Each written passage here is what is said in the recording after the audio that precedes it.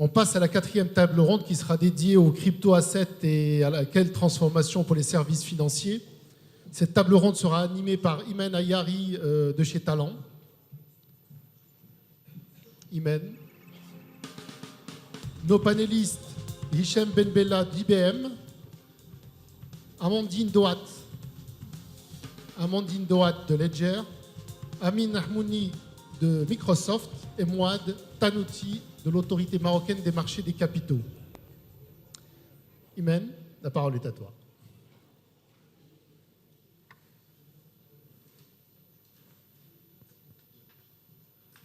Bonjour tout le monde.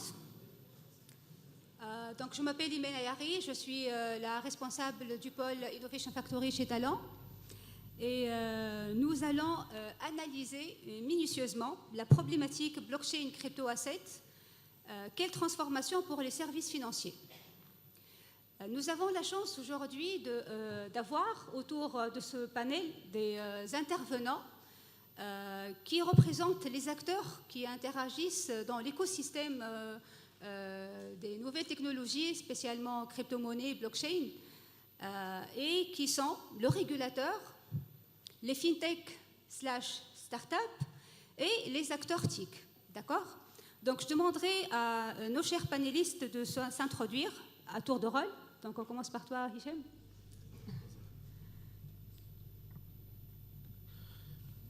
Bonjour tout le monde, c'est un plaisir d'être là. Donc, je suis Hichem Benbella de IBM. Je suis technical leader chez IBM, je m'occupe de l'Afrique du Nord. Je ne m'occupe pas de blockchain particulièrement parce que je porte toute l'offre d'IBM du côté technique, mais j'ai une appétence particulière pour blockchain, justement, pour ce sujet d'innovation, et je m'y intéresse particulièrement et je porte justement le message ici au Maroc, d'où ma présence aujourd'hui. Voilà. Très bien. Amandine, à toi. Bonjour, donc je suis Amandine Doat, je suis responsable des affaires gouvernementales au sein de la société Ledger. La société Ledger, c'est 150 personnes et nous fournissons des solutions de sécurité pour les personnes qui veulent détenir des cryptoactifs, que ce soit au niveau retail ou au niveau entreprise. Voilà, la société Ledger a été fondée en 2014, elle a fait une levée de fonds en 2017 de 70 millions. Donc les gens croient en nous et on croit en l'avenir de la blockchain. Nice. Emine, à toi de jouer. Alors, bonjour à tous, donc Amin Ahmouni, Senior Premier Consultant chez Microsoft Services. Je couvre la région Europe, Middle East and Africa, donc j'ai la chance d'être dans un nouveau pays chaque semaine. Et cette semaine, c'est le Maroc, justement. Donc, je fais partie de l'équipe Microsoft qui ne fait pas de tech, justement, qui fait du people, du process, qui nous occupons de construire ce qu'on appelle les organizational capabilities. Je ne sais pas si ça se traduit très bien en capacité organisationnelle ou aptitude organisationnelle. Intéressant à traduire. Et ce que ça veut dire, c'est-à-dire si on veut faire du blockchain, de l'IoT, du DevOps, de l'agile, de la transformation digitale en général, quelles sont ces aptitudes-là, ces aptitudes organisationnelles qu'il faut construire? Et évidemment, blockchain est un sujet très très proche pour Microsoft, très important en vue du potentiel transformationnel que ça représente. Voilà, donc intéressant d'avoir ce débat. Merci. Très bien. And last and not least, Mouad. Alors, Mouad Tanouti, donc je travaille à l'autorité marocaine des marchés des capitaux. Donc je suis en charge de la normalisation et des affaires juridiques. Et au sein de cette direction, donc, on a une structure de veille où nous suivons ces évolutions récentes et nous sommes en première ligne par rapport à tous les questionnements sur la régulation de ces aspects-là. Et à ce titre, donc, je participe à cette table. Très bien. En apprenant la thématique et en découvrant la liste des panélistes, il y a l'image qui a sauté dans ma tête, un duel entre le régulateur et la start-upper. Mais d'après ce que j'ai compris, il faut mieux pas. Donc on va essayer d'aller smooth. Et pourquoi? Je vais commencer par poser une question à Amandine. Donc Amandine, est-ce que tu pourrais nous donner une définition pas très geek sur la blockchain et la crypto-monnaie et nous décrire les acteurs et l'interaction entre ces acteurs dans l'écosystème? Alors, une définition de la blockchain et une définition des crypto-monnaies, je pense que ça prend beaucoup de temps parce qu'il y a beaucoup de nuances. Donc je pense que si je devais définir la blockchain et la révolution qu'elle apporte, pour moi, si Internet a permis de transférer des messages, la blockchain, elle va permettre de transférer de façon aussi simple de la valeur. La valeur, ça peut être des bitcoins, ça peut être des actifs tokenisés, ça peut être des parts d'immeubles tokenisés. C'est tout ce qui représente une valeur qui pourra être envoyée de façon aussi simple que vous envoyez un message à votre ami qui est au Japon. Et c'est pour moi là qu'il y a la véritable révolution, c'est cette simplification de l'envoi de quelque chose qui a cette valeur par rapport à ce qui existe à l'heure actuelle. Là-dessus, donc la blockchain, elle a une promesse qui fait qu'elle a énormément d'usages. Elle a le côté immuable qui fait que quand quelque chose est inscrit dans la blockchain, il est inscrit. Et c'est extrêmement important parce que si quelque chose de mauvais est inscrit dans la blockchain n'est pas une machine à laver, donc la blockchain ne va pas laver l'information.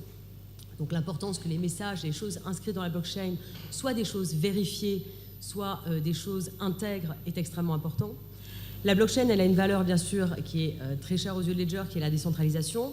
On fait confiance à des gens qu'on ne connaît pas pour transmettre l'information, pour transmettre cette valeur. C'est un pool de personnes qui vont en fait valider la transaction, vous ne les connaissez pas et pourtant la transaction se fait. Le bitcoin que je vous envoie, vous le recevez. Il n'y a pas de manque, il n'y a personne qui a dit que c'était OK, c'est juste un consensus. Et enfin, la troisième chose, c'est la traçabilité. Et ça, c'est extrêmement important. Je pense que c'est oublié dans de nombreux aspects. Quand on parle, par exemple, de lutte contre le blanchiment d'argent, le blanchiment d'argent par rapport au cash, quand il est fait sur la blockchain Bitcoin, est traçable. Europol, Interpol travaillent avec nous, travaillent avec d'autres acteurs pour essayer justement de remonter les filières. Et on le voit, il y a pas mal de filières qui utilisent le Bitcoin, mais qui sont démantelées justement parce qu'elles ont utilisé le Bitcoin. Il ne faut pas nier cet apport-là de la technologie versus le cash, parce que sinon, en fait, on ne voit la technologie que par le prisme des risques, et c'est dommage. Quant à la définition des crypto-monnaies, c'est quelque chose que je ne ferai pas, parce que c'est beaucoup trop complexe. Tout ce que je peux dire, c'est que Europol utilise le terme cryptocurrency, donc ce n'est pas un terme qu'il faut bannir, ça n'est pas parce que le Bitcoin ou les autres cryptoactifs n'ont pas les trois vertus de la monnaie, hein, comme la Banque de France l'a rappelé à très juste titre, qu'ils n'ont pas cette valeur d'échange, qu'ils n'ont pas une valeur qui peut être extrêmement importante. Je pense que l'idée d'avoir des jetons programmables à l'avenir qui comprendront en eux-mêmes, d'abord une monnaie qui comprendra en elle-même, par son code informatique, les usages auxquels elle sert, c'est quelque chose d'extrêmement révolutionnaire. Voilà, quant aux acteurs, très rapidement, donc je l'ai dit, ce qui est dans la blockchain, une fois que c'est dans la blockchain, si c'est sale, ça reste sale. Il y a quelque chose de très important, c'est l'information, elle doit être vérifiée. Quand vous allez demain envoyer un cryptoactif d'une personne à une autre, il y a quelque chose qui est très important, c'est les clés privées que vous détenez. Ces clés privées, il faut qu'elles soient détenues de façon safe, de façon sécure, et c'est le rôle de Ledger. Ledger a construit, il y a 4 ans maintenant, une sorte de clé USB avec un écran. Et cette clé USB, c'est ce qui vous permet de conserver les clés privées qui vont vous permettre d'opérer les transactions sur les blockchains. Voilà, on pense que l'adoption massive de la blockchain ne se fera pas sans une composante de sécurité très forte. Et voilà, c'est le pari de Ledger de s'intégrer là-dedans. D'accord. Donc, je vois que Mourad n'est pas tout à fait d'accord, mais il doit attendre que Hicham réponde, que Emin plutôt réponde à sa question, parce que Amandine a parlé généralement, elle a parlé beaucoup d'avantages, mais elle n'a pas parlé d'inconvénients, d'accord ? Donc, est-ce que tu pourrais le faire, toi, parler des inconvénients de la blockchain ? Je dois faire le bad cop, là? C'est moi qui dois faire le méchant. D'abord, en fait, je reviendrai juste pour construire sur ce que Amandine a très justement commencé par dire, c'est qu'il faut d'abord faire cette distinction-là entre le blockchain et ses différents usages. Donc d'abord, pour moi, si je veux restructurer, je suis un consultant un peu à restructurer la discussion, je dirais qu'en tout bas, on a la blockchain elle-même, n'est-ce pas? Mais au-dessus, on a les différents usages qu'on peut faire à travers les industries, n'est-ce pas? L'éducation, la supply chain, manufacturing et dans la finance. Quand on parle de finance ou quand on parle d'argent, pour moi, il y a l'industrie financière elle-même et puis il y a les industries qui sont à côté un peu, si on parle des assurances par exemple, n'est-ce pas? Donc on a toutes les industries qui sont close to finance et puis l'industrie financière elle-même. Et dans l'industrie financière, là aussi je découperai pour parler des blockchains utilisés comme des assets eux-mêmes, les instruments financiers eux-mêmes, n'est-ce pas? Et puis utiliser la blockchain pour optimiser les operations qui se passent dans la finance, n'est-ce pas? C'est-à-dire le cœur de la finance ou les opérations autour. Pour moi, ce sont un peu, si je dois faire un peu un découpage des différentes, on va dire, zones de valeur où la blockchain opère. Pourquoi c'est important de faire ce découpage-là? Parce que s'il y a un blocage qui se passe quelque part, si on parle, on dit pas de crypto-monnaie.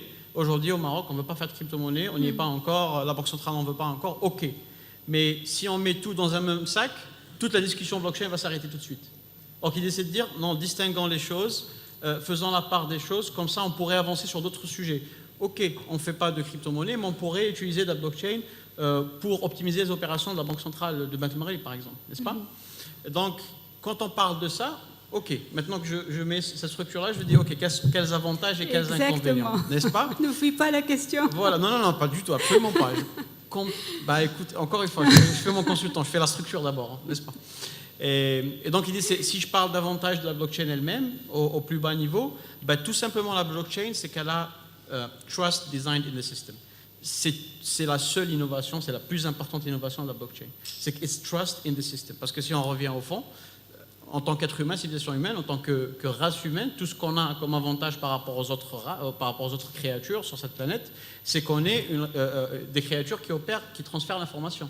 Donc on peut transférer de la technologie, du savoir-faire, on peut transférer du knowledge via le langage et tout. Et donc on est une espèce basée sur l'information. L'inconvénient. J'arrive. Donc comme je disais, l'avantage c'est que ça peut transformer l'information avec la confiance qui est designée dans le système. D'accord? Okay. Les inconvénients, je parlerai de l'inconvénient du design de la blockchain elle-même et d'inconvénients des usages de la blockchain, c'est-à-dire dans l'implémentation technique.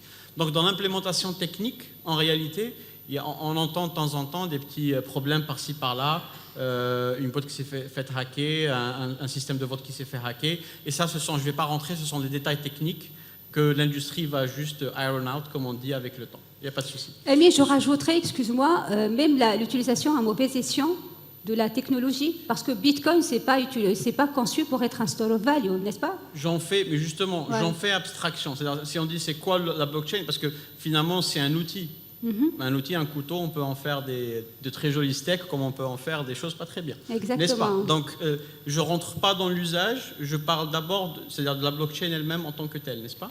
Donc, comme je disais, en partie d'avantage, c'est ce design dans le système. En partie d'inconvénient, par le design, c'est ce problème de la des 51%, c'est que la chaîne ne marche que si plus de la moitié des acteurs sont d'accord. Donc là, il y a un risque. Et encore une fois, l'industrie travaille à résoudre ce risque-là, n'est-ce pas? Après, il y a d'autres risques ou d'autres failles de sécurité, on va dire, dans les implémentations, encore une fois, que l'industrie travaille à résoudre, n'est-ce pas? Très bien. Ouais. Quand il s'agirait maintenant des différentes implémentations, encore une fois, quand on parle des risques de régulation, si on parle par exemple aux États-Unis, le marché, c'est qu'on ne sait pas comment traiter aujourd'hui les produits crypto. Est-ce qu'on applique des regulations de securities? Est-ce qu'on applique des regulations de commodities? Ni l'un ni l'autre. Est-ce qu'il faut créer une nouvelle catégorie? Donc encore une fois, beaucoup des risques ou des inconvénients, ce qu'on appelle inconvénients d'utilisation, de l'usage de la blockchain, viennent du fait qu'on n'a pas que le cadre existant ne correspond pas, que ça tombe ni dans l'un ni dans l'autre. Donc il faut aussi se dire que qu'est-ce qui est by design problématique, mais qu'est-ce qu'on considère nous problématique juste parce que ce qui existe ou les moules qui existent ne conviennent pas. Effectivement. Et faut-il pas innover au-dessus? Voilà. Encore une fois, il faut faire la part des choses. Qu'est-ce qui est blockchain et les différents usages autour? Ce serait ça le... Très bien. Et là, Mouad pourrait aider à mieux, appréhender ces risques, et opportunités également, d'accord? D'un point de vue régulateur, et surtout expliquer pourquoi le sujet interpelle autant les régulateurs. Bien, un régulateur qui s'invite à la table de sociétés fintech, qui est l'usé sur des sujets qui sont en friction avec les réglementations en place, c'est un exercice courageux et intéressant en même temps, parce que nous, en tant que régulateurs, effectivement, nous avons une sensibilité par rapport à notre mission première, qui est la protection de l'épargne investie. C'est vrai, en instruments financiers, c'est le secteur que nous régulons.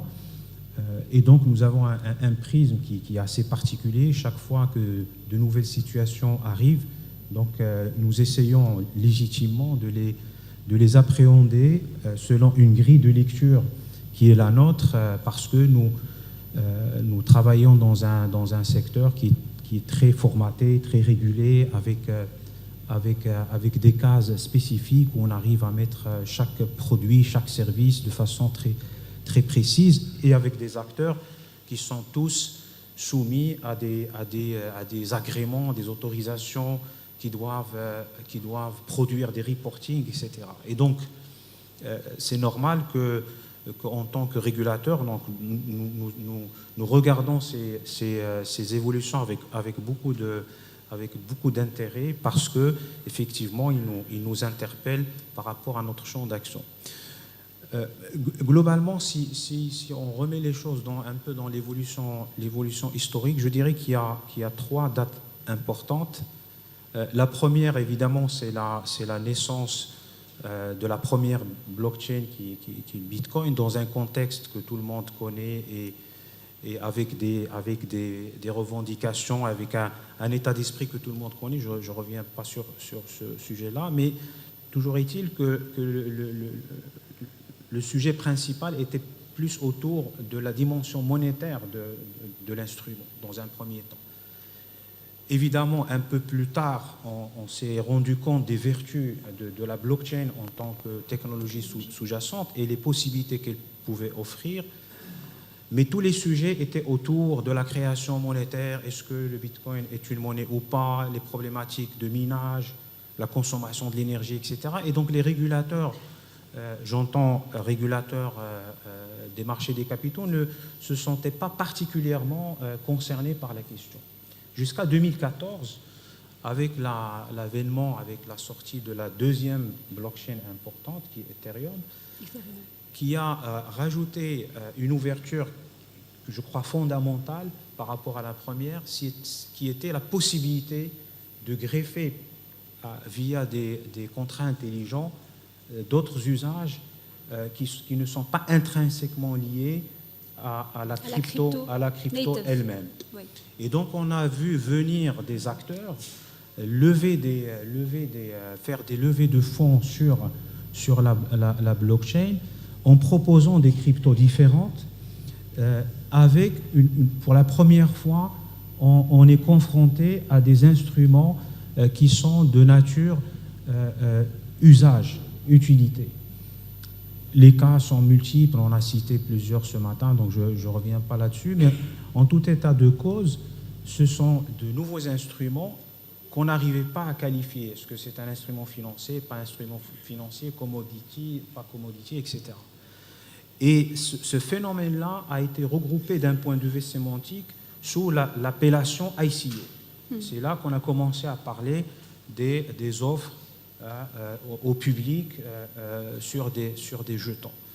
Et le parallélisme est immédiat avec les IPO. Et donc nous, en tant que régulateurs, à partir du moment où ça semble s'adresser au public et derrière, il y a on sollicite le public, donc il y a une dimension épargne, il y a une dimension investissement, et donc on s'interroge sur comment c'est fait. Est-ce que l'investisseur a les garanties qu'il doit avoir en matière d'investissement? Est-ce qu'il connaît le produit? Parce que c'est un produit qui est différent, qui en même temps qui est complexe à valoriser, à savoir exactement qu'est-ce que ça vaut, avec toutes les dérives qu'on a pu observer sur des cas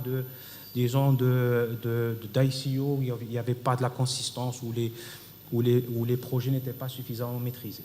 Et puis un troisième temps, et je m'arrête, un troisième temps, c'est une évolution de ces jetons vers des jetons qui procurent à leurs détenteurs des droits pécuniaires et politiques. Et là, pour un régulateur, même si c'est plus simple à comprendre, puisque c'est un jeton, on a tokenisé un actif et donc on lui procure des droits qu'on comprend, c'est-à-dire recevoir un dividende, participer à la gouvernance de l'entreprise, etc. On comprend mieux un security token, mais en même temps, ça nous renvoie à une autre difficulté de qualification. Parce que quand on qualifie, dans notre approche de régulateur, quand on qualifie un instrument en instrument financier, d'abord il y a une liste énuméré, ce n'est pas une définition, donc il faut pouvoir le mettre dans cette liste, ce qui n'est pas évident. Mais ce qui est plus problématique, c'est du coup, il y a un arsenal de règles qui vont s'appliquer. Est-ce qu'on applique le prospectus? Est-ce qu'on applique les règles d'abus de marché, etc. Et du coup, la flexibilité qui a été, je crois, un élément essentiel dans le développement de ces nouvelles formes de financement, on risque de la perdre si on remet toute la couche de la réglementation traditionnelle sur ces nouveaux modes de financement. Donc les risques, c'est ça, c'est qu'un risque juridique d'abord, où est-ce qu'on met ce type d'actifs, et puis tous les risques qui sont liés à la protection des consommateurs, les risques liés aux manipulations, aux abus de marché, une fois le token est négocié sur une plateforme sur le second. Bon, justement, moi, personnellement, ce qui m'interpelle dans, comment dire, l'attitude du régulateur par rapport, par exemple, aux ICO, c'est que les ICO n'étaient pas ouvertes à monsieur tout le monde. C'est-à-dire, l'audience qui est ciblée par l'ICO, ce n'est pas l'audience de l'IPO. L'ICO, c'est surtout pour les gens qui ont des cryptos, d'accord, à qui on veut, comment dire, qu'ils s'inscrivent et achètent et investissent dans des ICO. Donc, c'est pas cette attitude d'essayer tout le temps de trouver quelque chose à laquelle ça ressemble et de mettre tout le process dans ce sens-là. C'est-à-dire, pourquoi ne pas imaginer ou bien comprendre que c'est quelque chose de nouveau et du coup d'essayer de tout mettre from scratch, de tout reconstruire from scratch. Et là, je me dirige vers toi, Hichem. Tu penses que cette méfiance, elle est réellement justifiée? Est-ce qu'elle est justifiée? En fait, la réponse courte est non. Mais est-ce qu'elle est compréhensible? Moi, je dirais oui. D'accord. Parce que, voilà, ça vient, il y a un historique qui est en place. Ça vient aussi, comme l'a justifié Mouad, de la genèse en fait, du Bitcoin, de comment ça s'est passé, des premières utilisations qui en ont été faites, tout ce qui est du dark web, et ça a permis de faire des choses, c'est-à-dire qui sont dans une zone grise, ce qui a engendré automatiquement une certaine méfiance des autorités. Maintenant, il y a aussi un autre axe qui justifierait, en tout cas, ou qui nous ferait comprendre cette méfiance, c'est le fait qu'on parle de décentralisation. Alors quand on parle de décentralisation, on est très rapidement, on va se dire, bon, bah alors, comme dirait l'autre, c'est la porte ouverte à toutes les fenêtres. Alors bon, c'est pas vraiment la réalité, c'est pas le but. Le but, c'est justement d'être décentralisé, de pouvoir échanger des données d'une autre manière. Ça a ses propriétés, ça a été dit, ça a été dit pendant toute la journée, je n'ai pas besoin de le répéter, mais toujours exercer ce pouvoir de régulation, toujours exercer ce pouvoir de vérification, d'auditabilité de ces transactions qui ont été faites, mais que ce soit fait de manière différente. Et ça donnerait une valeur ajoutée donc à tout réseau business. Et un intermédiaire sans valeur ajoutée, il n'aurait pas trait, justement, en tout cas, il aurait trait à faire ça de manière différente. Très bien. Donc en parlant de tokens, donc il n'y a pas que le token qui sont des STO, des ICO ou autres, il y a des tokens O. Et là, j'appellerai Kim de la Fondation Afro pour intervenir et nous dire en quelques mots ce qu'ils sont en train de faire de beau. Un micro, s'il vous plaît. Ou bien vous venez ici, vous utilisez le mien.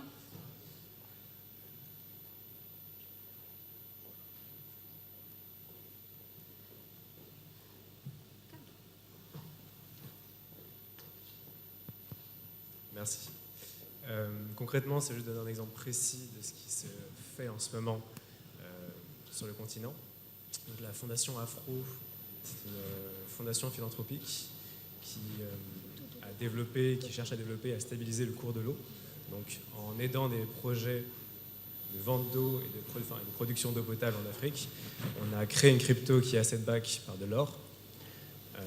Cette crypto a été directement développé sur 300 000 cartes SIM qui ont été distribuées. Le premier pays étant le Kenya.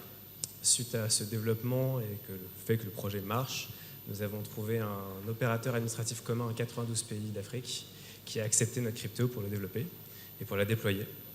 Donc actuellement, nous sommes présents dans 92 pays utilisant cette crypto pour en fait stabiliser les ventes et les prix de l'eau via une crypto-monnaie. Cette technologie qu'on a utilisée, c'est notre propre technologie.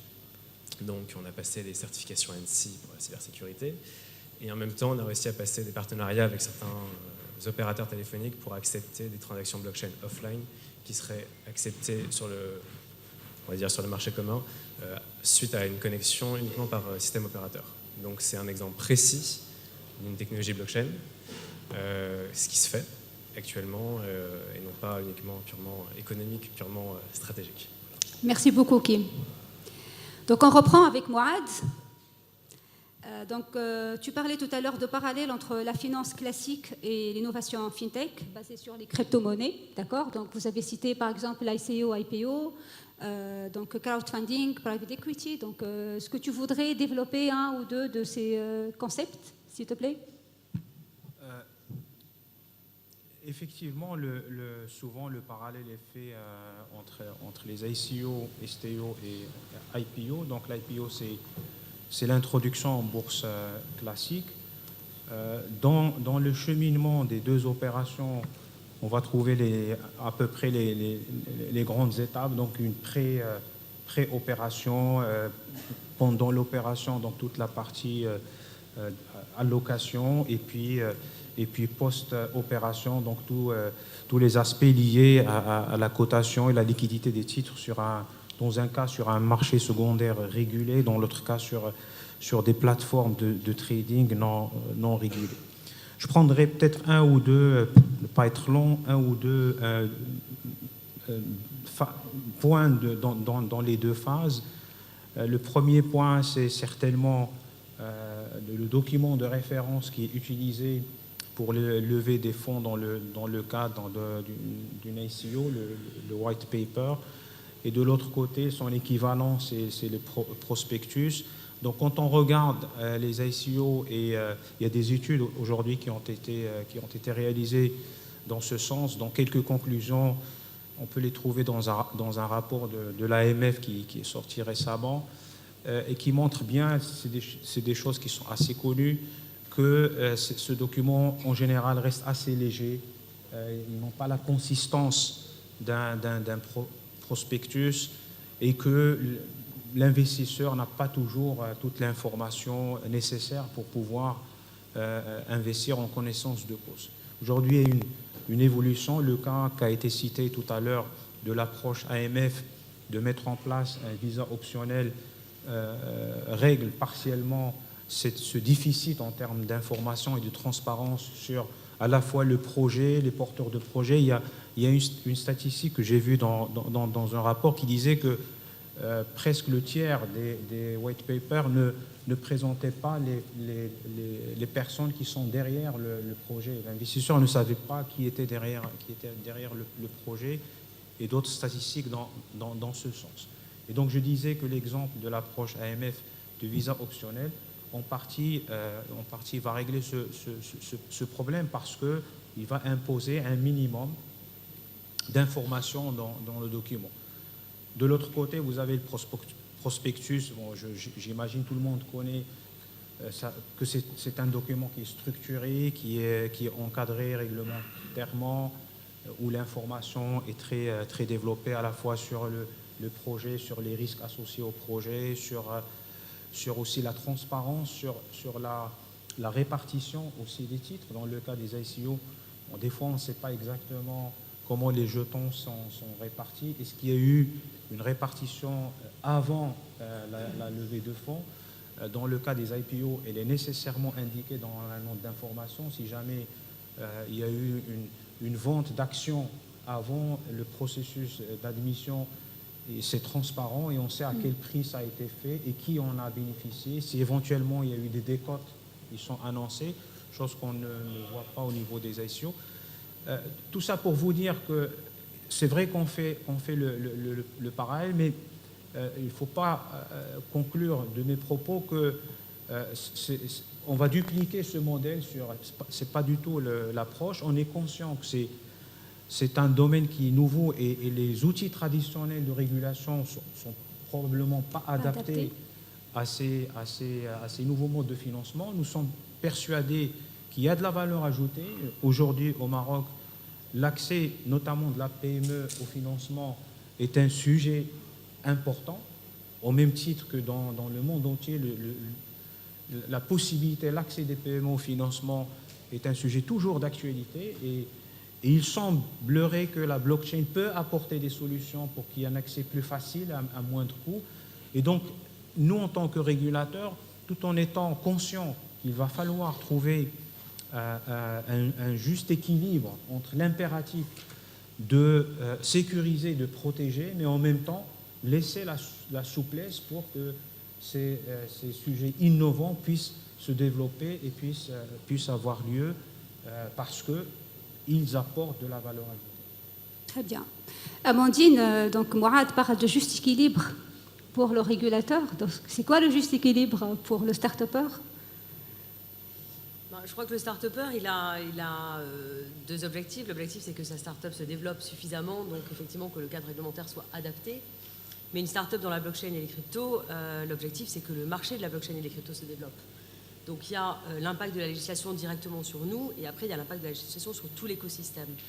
Je pense que cet écosystème-là, il ne se développera pas sans régulation, c'est évident.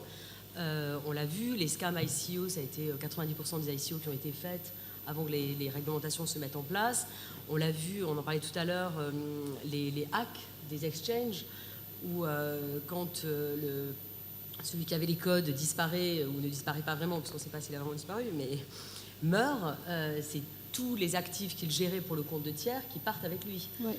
Donc avoir des réglementations qui demandent des gouvernances, quand on fait la custody pour le compte de tiers, avoir de la réglementation qui demande certains niveaux de sécurité, par exemple avoir des certificats ANSI, avoir des normes, le respect de normes ISO ou de normes SOC, par exemple, pour les prestataires. Je pense que c'est des réglementations qui sont extrêmement importantes pour que l'écosystème se développe. Après, je pense qu'il faut se retenir de légiférer trop vite et trop lourd. Trop vite, et c'était dit ce matin, il y a une stratégie qui est un peu le wait and see. On peut le faire tant qu'effectivement les intérêts des investisseurs sont protégés, bien sûr, mais je pense que légiférer trop vite, c'est un travers qui peut freiner l'innovation financière. Je parlerai d'un cas précis, les guidelines du GAFI qui ont été évoqués aussi ce matin, qui implémentent dans le monde des cryptos la travel rule qui existe déjà dans le monde bancaire. Pour les exchanges, c'est quelque chose qui est très lourd à porter. Et ça, je pense que l'implémenter trop vite, ce sera quelque part véritablement freiner l'innovation de ces sociétés-là. Il faut l'implémenter encore une fois de façon mesurée avec là où le risque est. Le blanchiment d'argent à l'heure actuelle, il reste encore bien supérieur en cash qu'il n'est en crypto-monnaie. Donc mettre une loi à la hauteur du risque qu'elle fait encourir. Et avoir tendance à faire des lois qui peuvent avoir le zéro risque parce qu'on prend ça par le prisme de la peur, je pense qu'on irait au-delà de ce qu'on connaît dans le monde traditionnel. Je veux dire, des fraudes à la carte bleue, ça existe, le vol d'identité, ça existe, tout ça, ça existe, ça n'empêche qu'on repose sur un système qui marche. Donc je pense que demander à la blockchain ou aux cryptoactifs parfois d'être une zone de zéro risque, c'est le danger, c'est de freiner un petit peu l'innovation. Voilà. Enfin, pour le point de vue de la start-up et de la mise en compliance, Ledger a 150 personnes, il y en a 9 au service juridique. Donc c'est vous dire l'importance qu'on porte à la réglementation. 9 personnes au service juridique, ça veut dire qu'on a à cœur de faire quelque chose qui est dans les clous, parce que nous serons un trusted advisor qu'à partir du moment où on sera en compliance avec la réglementation. Donc voilà, Ledger tout de suite a mis l'accent sur cet aspect compliance.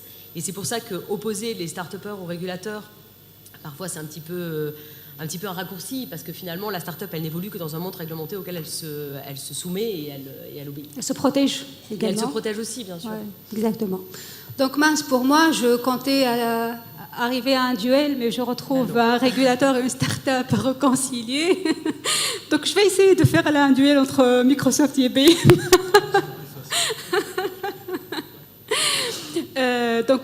Bon, c'est une question pour toi, Hichem. Donc, quelles sont les motivations de IBM, Microsoft aussi, pour participer autant dans le financement de consortiums qui travaillent dans la blockchain et investir autant dans l'open source, malgré que vous êtes plutôt des acteurs business, comment dire, qui ne sont pas habitués à travailler dans le domaine de l'open source. Est-ce que vous pouvez nous éclairer par rapport à vos motivations, s'il vous plaît? Avec plaisir. Bon, je prends la chose de manière... je vais à l'envers, on va commencer par l'open source. En fait, en général, le monde de l'IT est en train de changer. On n'est plus en train de c'est comme c'était affaire d'un éditeur de software qui allait vendre des licences. En fait, c'est de la propriété intellectuelle, finalement, qu'on est en train de vendre pour que ces personnes utilisent le software. On se rend compte que l'intelligence collective est beaucoup plus puissante. Elle va vraiment rendre service aux développeurs, aux personnes, au but recherché finalement, et va le faire de meilleure manière. Donc autant ne pas arrêter de combattre l'open source, mais plutôt l'embrasser. IBM l'a montré dernièrement avec le rachat de Red Hat, et justement pour prouver une fois encore ce virage ou cette transformation qui est en train d'être faite. Mais effectivement, ça ne se fait pas que dans le monde de blockchain. Voilà. C'est ça, c'est pas que pour blockchain, mais c'est vraiment dans tout ce que ce virage se fait. Mais plus particulièrement dans le monde blockchain, et IBM depuis 2015 fait partie donc, des membres fondateurs du Hyperledger Project, qui est porté par la fondation Linux, la Linux Foundation, et contribue très fortement au développement donc, c'est l'une des implémentations. Et très rapidement, l'une des différences, parce qu'on a parlé d'Ethereum, on a parlé de Bitcoin, l'une des différences qui a été mise en place par Hyperledger était le fait que ça ne se basait pas sur des crypto-monnaies pour fonctionner. C'est-à-dire que c'était basé sur justement que c'était un blockchain for business, donc pour pouvoir faire des transactions, pour pouvoir donc transmettre ces données, faire ces transactions sans pour autant utiliser de la crypto-monnaie ou des crypto-assets, mais se baser sur la confiance qui est entre différentes parties privées, c'est-à-dire qu'on arrive à identifier. Pas entre des inconnus, comme ferait Bitcoin, par exemple. Maintenant, c'était fait justement parce que la valeur va être qu'est-ce qu'on aurait de ce business, c'est-à-dire cette force du réseau.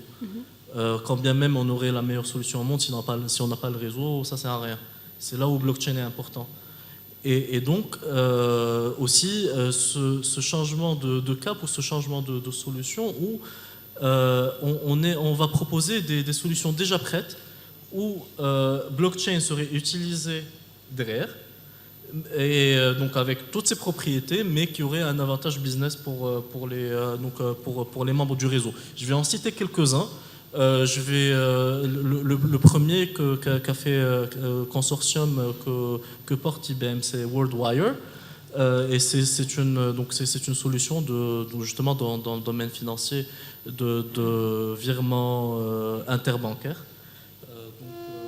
aujourd'hui qui est en production et dans plus de 76 pays. Donc c'est déjà en cours. Un autre qui est aussi en production, c'est avec Maersk, qu'IBM a fait avec Maersk, donc pour tout ce qui est transport de conteneurs, enfin transport maritime en général à l'international, avec tous les acteurs que ça comporte. Et puis un autre qui est Food Trust, qui est un autre consortium qui est basé avec Walmart, avec Carrefour, avec beaucoup, c'est-à-dire où on va assurer la traçabilité des aliments donc de la ferme jusqu'au rayon du supermarché, et donc apposer finalement ce tampon que ça a été validé avec Food Trust, qu'on sait la traçabilité de A à Z, et que ces données sont sur une blockchain. Donc on a confiance sur les données qu'il y a derrière, qu'on n'a pas eu besoin d'un tiers de confiance comme ça se fait aujourd'hui. On est vraiment la donnée va être rentrée par les personnes qui ont produit cet aliment ou autre. Donc voilà, je pense on a fait le tour des questions. Je ne sais pas si j'ai raté encore quelque chose. Non, c'est bon, c'est bon. Très bien. Et d'ailleurs, l'apport de ces grandes boîtes, c'était surtout aussi d'arrêter le clivage. C'est-à-dire, vous ne voulez pas de crypto-monnaie, ok, on crée un protocole sans crypto-monnaie et on poursuit, on continue à faire du business. Et d'ailleurs, là, je demanderai à Amine, une question qui pourrait facilement être posée aussi à IBM, sur le rôle que jouent ces grands acteurs IT pour, entre guillemets, rassurer les différents intervenants qui voudraient utiliser la technologie, mais qui ne la comprennent pas encore, ou bien voudraient, sous-traiter, ou bien faire confiance à un acteur par rapport à toute la partie qu'ils ne voudraient pas gérer. Donc, c'est quoi l'intervention de IBM et de Microsoft dans cet axe-là? D'accord. Je crois que comme Hicham l'a très bien précisé dans sa réponse, c'est que déjà au-delà du fait, pour ajouter sur le point de l'open source, aujourd'hui l'industrie du software a changé, il ne s'agit plus de la IP, mais l'open source est un business aujourd'hui, on peut faire du business avec. Mais un élément en plus aussi, c'est qu'une des choses pour rassurer, c'est que le fait de le faire en open, ça aide aussi à montrer les avancées, à être transparent sur la manière de faire. Oui. Maintenant, je rajouterais aussi que l'idée, c'est que pour que la blockchain avance et pour que les innovations arrivent, il faut seulement mettre plus de cerveau dessus. Parce qu'en réalité, la blockchain a été inventée, le premier papier de la blockchain était en 1991. C'est pas Satoshi peu importe qui il est, qui a inventé la blockchain. C'est qu'en 1991, il y a eu la première création de la blockchain, une deuxième innovation par rapport au système décentralisé qui était fait en 1992, et c'est Satoshi, le groupe ou la personne, qui plus tard, en 2008, ont amélioré le système et en ont fait la version actuelle. Donc l'idée déjà, c'est que, je répète encore qu'il faut séparer l'histoire de la blockchain des usages. Dans la cryptocurrency est uniquement un des usages, n'est-ce pas? Donc déjà la séparer, et puis il n'y a pas mieux que tout simplement d'appliquer. Donc ce que Microsoft fait par exemple, c'est qu'au-delà du fait d'être membre du Hyperledger Project, n'est-ce pas, et de plusieurs consortiums autour, c'est qu'on fait 2 ou 3 choses. C'est que d'abord, on offre les services, n'est-ce pas? On fait du cloud, de Azure, on offre du blockchain workbench pour les développeurs pour qu'ils puissent rapidement innover au-dessus sans avoir à développer toute une compétence interne. Exactement. Il y a n'importe quel développeur marocain peut demain aller juste ouvrir le workbench et commencer à travailler dessus. On a aussi la partie Ethereum qui est supportée nativement sur Azure aussi, donc on a Ethereum sur Azure. Mais puis ça c'est la partie produit, Il y a n'est-ce la pas? partie SLA également. Évidemment. Quand on dit le service, il existe sur Azure, ce n'est pas juste une question de dev and test. Il existe supporté avec des workloads et SLA de production, ça c'est clair. Ouais. Donc évidemment, ça c'est un signal fort au marché qu'on supporte ça et qu'il y a des solutions. Et après, il y a la deuxième partie qui est pas juste offrir ces services de plateforme, mais nous-mêmes travailler avec nos partenaires, nos clients, nos fournisseurs à développer des solutions. Donc, un des exemples que j'aime bien, qui est un exemple interne, c'est que nous, on est un grand client Bank of America, Merrill Lynch, et ce qu'on a fait, c'est qu'on a travaillé avec eux pour la corporate treasury de Microsoft elle-même, c'est-à-dire pour nous, en interne, on utilise la blockchain pour notre propre département financier pour faire du SBLC, donc le Standby Letter of Credits. Parce que Microsoft a fait quoi l'année passée? 115 milliards de dollars de revenus. Mais nos partenaires, on est vraiment un partner-driven business. C'est-à-dire tous les partenaires Microsoft l'année passée ont fait plus de 600 milliards de dollars de business. Et tout ça, évidemment, donc il y a toujours une question de crédit, de la gestion des flux financiers autour. Et ben, on a fait notre propre équipe engineering, a travaillé avec l'équipe digitale de Bank of America, Merrill Lynch, pour développer, faire une intégration de la corporate treasury de Microsoft et intégrer directement. Donc ça, c'est un exemple interne, n'est-ce pas? Nos propres produits, donc la Xbox, par exemple, le Xbox Game Pass, le Xbox Online, utilise aujourd'hui pour la gestion des royalties, pareil, on a des partenaires, des développeurs de jeux vidéo et tout, qui ont des programmes de royalties qui doivent être convertis en argent plus tard, qui est aujourd'hui, la Xbox Royalty Programme est basé sur la blockchain. Sur la blockchain. Et puis aussi, évidemment, on a des clients. Donc, si je cite un exemple, on va dire, continental, africain, n'est-ce pas? Donc, InterSwitch au Nigeria, on a travaillé ensemble aussi pour développer une solution, si on veut, de supply chain financing. Parce qu'aujourd'hui, les supply chain ont vu des défis de bancarisation africains. Et surtout qu'on sait aujourd'hui que le progrès ne se fait pas que par des multinationales, mais surtout par des PME, PMI, et qu'on veut aujourd'hui rendre plus scalable les systèmes de financing, de la supply chain, des acquisitions, real estate et tout, aujourd'hui, avec InterSwitch, on a développé pour l'Afrique de l'Ouest un système de gestion de supply chain guarantees. On a fait aussi Maersk, par exemple, en parlant de smart contracts. Maersk, qui est un worldwide leader de shipping, n'est-ce pas? On a intégré avec la gestion de insurance. Donc, quand un bateau, par exemple, c'est-à-dire que les premiums de l'assurance, par exemple, se calculent en temps réel. C'est-à-dire quand un bateau, il suit le chemin avec GPS, temps réel, tracking, quand il suit le chemin normal, les premiums de l'assurance sont payés automatiquement comme il faut. Mais s'il dévie du chemin, qui rentre dans une zone un peu plus dangereuse, automatiquement les premiums du contrat augmentent et ça se fait calculer et tout. Donc il y a plein. Donc l'idée, c'est de dire encore une fois, c'est que c'est des exemples. C'est-à-dire, we're building the track record. C'est aussi simple que ça. Si on veut rassurer les gens, donc on commence par donner l'exemple. Voilà. Donc on utilise nous-mêmes en interne. C'est-à-dire pour notre propre operations internal, on utilise nous-mêmes pour nos propres produits commerciaux, on le commercialise nous-mêmes comme produit, n'est-ce pas? Mais aussi, on travaille beaucoup avec nos clients et nos partenaires pour développer des implémentations réelles de blockchain. C'est-à-dire, là, je parle uniquement autour du FSI, du Financial Industry, n'est-ce pas? Mais il y a plein d'exemples dans l'éducation, dans le supply chain. On a aujourd'hui Nestlé, par exemple, au Starbucks, pour le tracking des cacao, pour le tracking des grains de café, parce qu'aujourd'hui, on a cette new eco-friendly mindset où les gens veulent savoir ce qu'ils consomment, d'où est-ce qu'il vient. On parle de la santé des crops, qu'on veut faire, encore une fois, comme on dit, from bean to cup, comme dirait Starbucks, pardon, ou de la ferme jusqu'au plat, n'est-ce pas, from farm to plate, c'est que les gens veulent savoir ce qu'il en est. C'est-à-dire, au-delà de l'avantage d'optimiser la supply chain, de réduire les coûts et d'augmenter l'efficience, mais c'est aussi parce que le consommateur aujourd'hui, il a de nouvelles exigences, n'est-ce pas? Exactement. Donc l'idée, encore une fois, c'est que pour rassurer, il n'y a pas mieux que de le faire. Très bien. C'est aussi simple que ça. Donc je vous demanderai à tour de rôle. Si tu permets, juste rapidement, sur cette question de rassurer, je rebondis sur ce que disait Amine, c'est aussi, il y a une question de gouvernance, c'est-à-dire que finalement un réseau blockchain for business, il va être gouverné, et quand on est en tant qu'éditeur ou en tant qu'intégrateur de cette solution, on a toujours cette question, mais qui va me gouverner, qui va prendre des décisions, etc. Donc en général, ça fait aussi partie du design, de la partie design de la blockchain, de dire ça va être gouverné par ces membres du réseau. Encore une fois, si je prends l'exemple de Maersk, c'est une joint venture complètement séparée d'IBM ou de Maersk qui est opératrice de ce réseau, avec un conseil consultatif dont les membres sont justement les nœuds, en tout cas les acteurs qui ont des nœuds qui les hostent, et c'est eux qui prennent les décisions d'ajouter un nouvel acteur ou de changer quelque chose dans la blockchain, de peut-être les smart contracts, etc. Donc c'est aussi pour assurer finalement les personnes qui vont faire partie de ce réseau c'est eux, they're calling the shots. C'est eux qui vont faire les changements, et que ils vont être maîtres de leur solution. D'une base de données traditionnelle, même un administrateur, il ne peut pas changer la donnée. Elle est finale, et ça fait partie des attributs justement de la blockchain. Très bien. Donc on va clôturer le panel en donnant la parole à chacun pour essayer de conclure par les termes ou bien par l'expression qu'il faudrait laisser chez l'audience, ou bien qui résume au mieux sa perception sur la blockchain et ses perspectives. Donc on commence par toi, Hichem, si tu veux. Oui, avec plaisir.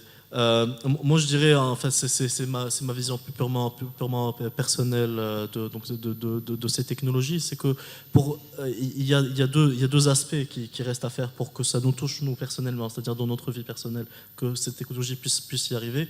C'est justement, on a parlé en long et en large aujourd'hui, c'est cette faculté de payer à travers la blockchain, donc de transférer de la valeur. Que ce soit une monnaie digitale, une cryptocurrency, une stablecoin, je ne sais pas comment ça va se faire, mais en tout cas un moyen de transférer cette valeur, mais aussi un moyen, donc ce qu'on dit l'identité digitale.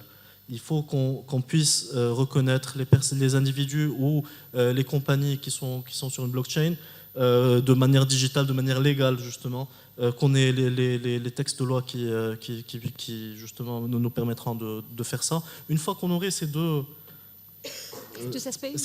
aspects, le nombre de use cases qui nous toucheraient, ce serait juste ce serait juste génial. C'est-à-dire je pourrais vous vendre là ma voiture là tout de suite et je vous donner les clés, vous repartirez avec. Ce serait aussi facile que ça. Et après, voilà. Ok, merci. Amandine, à toi. Oui, moi je crois que pour conclure, je rejoins ce qui a été dit aussi ce matin, c'est qu'on est au début, qu'il y a beaucoup de choses qui vont se faire, mais que les échéances vont être un peu plus longues que ce qu'on pensait. Après un engouement, je crois, un peu trop rapide, et puis un blockchain bashing, maintenant on revient à quelque chose d'un peu plus mesuré, et je pense que c'est bien pour que les cas d'usage, et notamment au niveau de l'émission des monnaies des banques centrales ou autres, soient réfléchis et faits de façon cohérente. Très bien. Émile? Alors, moi je dirais que ce genre d'événement, justement, ça sert à être eye-opening, n'est-ce pas, à voir tous ces scénarios, entendre toutes ces histoires, imaginer toutes ces innovations. On n'est qu'au début, les gens vont innover encore plus, ça c'est très bien. Maintenant, quoi en faire? Si on part maintenant à la maison, qu'est-ce qu'on fait demain? Je résumerai en une phrase. Experiment with intent. Experiment, c'est-à-dire, oui, le savoir d'un point de vue théorique, c'est très bien, on peut voir tout ce que ça peut faire. Commençons à expérimenter à petite échelle. Ne faites pas, parce qu'encore une fois, je le vois un peu partout dans la région, et croyez-moi, donc Europe, Middle East and Africa, et même en Europe, on n'y est pas encore. Hein. C'est que des fois, soit on fait rien, soit on va de l'extrême et dire on crée des gros programmes de transformation, je ne sais quoi. L'idée, c'est non, c'est pas grave, expérimentez, essayez petit, faites des POC, mais with intent. C'est ça la deuxième étape, c'est pas de dire blockchain aujourd'hui c'est un buzz, tout le monde le fait, chaque DSI ou chaque PDG va se sentir obligé de dire allez, faisons du blockchain theater, de la transformation theater comme on dit. Il y a une différence entre une vraie transformation et une transformation theater. Ne tombez pas dans le theater. Sachez exactement pourquoi je fais ce scénario, pourquoi ce POC, quel business value je veux en générer et mettre les metrics et les KPI dès le départ, avant d'expérimenter avec la chose. Donc voilà, si je le résume encore une fois, en 2 mots, experiment with intent. Très bien. Voilà. Et appelez-nous si vous voulez de l'aide, avec plaisir. Ok, Mouad, the floor is yours. Très rapidement, moi, je crois qu'il y a des tendances qui s'installent durablement, donc ce n'est pas des phénomènes éphémères. 2 indices pour cela. On remarque que autour de la blockchain, il y a tout un écosystème qui se met en place. Et aujourd'hui, on a tous les acteurs, disons, si on compare à la finance traditionnelle, qui se mettent en place pour apporter leurs services, les plateformes de cotation, les plateformes d'organisation des ICO, les sites d'information financière, les sites d'analyse des risques sur les jetons, les sociétés de conservation des clés privées. Donc ça montre bien que ce sont des tendances qui s'installent. Deuxième indice, c'est que des acteurs institutionnels importants pénètrent ce marché de façon structurelle. Ce n'est pas uniquement pour faire des petites expérimentations. Donc, ça veut bien dire qu'il y a une évolution qui se met en place et qui va probablement être en rupture avec ce que nous avons connu jusqu'à aujourd'hui. En tant que régulateur, pour clore, effectivement, l'approche de régulation dans ces cas de figure est complexe. Nous le voyons à travers les approches qui restent très variables entre les régulateurs. Aujourd'hui, on a des lignes directrices, mais on voit bien qu'il y a des approches de bac à sable, il y a des approches de visa optionnel, il y a des approches d'interdiction, il y a des approches de classification au cas par cas, etc. Et donc, un travail de concertation est nécessaire. Nous le menons avec les régulateurs nationaux, notamment avec la Banque centrale. Et tout l'enjeu, c'est d'arriver à trouver un bon compromis et un bon équilibre entre innovation et régulation. C'est facile à dire, mais c'est un peu plus complexe à mettre en place. Très bien. Bon, je terminerai par mon point de vue également. Donc, on prend son temps, mais il y a un timing, donc c'est une opportunité. Donc, on devrait choisir son camp entre poursuivre à faire un continuous improvement ou bien réfléchir à faire un business process rethinking. Merci pour votre attention.